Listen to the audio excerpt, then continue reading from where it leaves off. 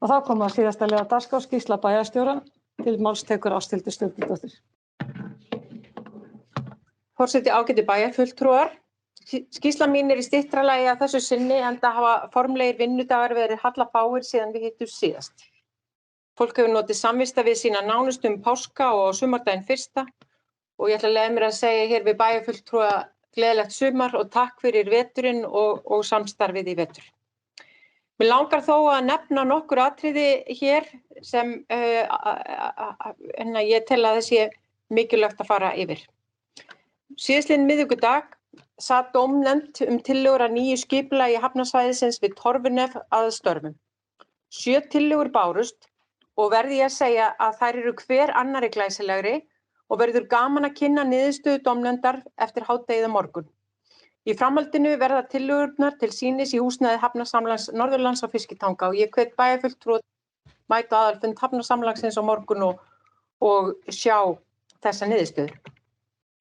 Vorkoma Akureyrarbæjar var haldin í netum á sumardaginn fyrsta og fylgdi ég myndbandi sem gert var viðurkenningahafa úr hlaði með nokkrum orðum. Ég vil óska þeim öllum sem fengu viðurkenningu á vorkominu innilega til hamingju. Nú síðastliðinn föstudag þá komu nemendur úr MPM námi eða verkefnisstjórnarnámi við Háskólann í Reykjavík í heimsókn í Ráðhúsið og fengu fræðslu ýmsa þætti í starfsemi sveitarfélagsins. Var sérstakur áhugi á verklegum framkvæmdum og fjárfestingum og öðru því sem snýr að verkefnisstjórnun í starfsemi okkar. Og þetta var góður hópur og ég sannfærð að þarna voru framtíðarstarfsmenn Akureyrarbæjar. Og í gær var hátíðisdagur hjá slökkviliðinu og raunar öllum akureyringum og Eyfirðingum þegar við fengum formlega afhentan nýjan og glæsilegan stigabíl sem auðveldar mjög björgun og slökkviliðsstörf við erfiðar aðstæður.